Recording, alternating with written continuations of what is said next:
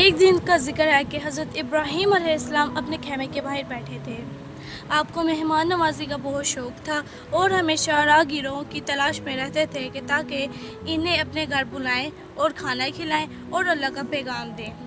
اس دوران آپ نے 3 اجنبی لوگوں کو دور سے آتے ہوئے دیکھا۔ آپ فوراً ان کے استقبال میں کھڑے ہوئے اور بڑے ادب و احترام سے فرمائیے، آئیے میرے مہمان، کچھ آرام کیجیے اور کھانا کھائیں۔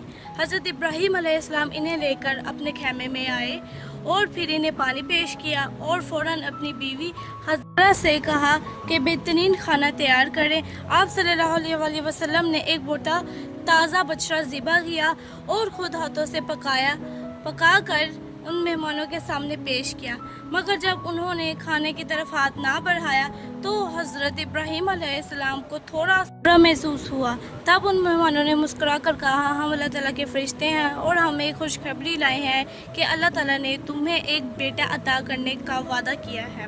یہ سن کر حضرت ابراہیم علیہ السلام بہت خوش ہوئے۔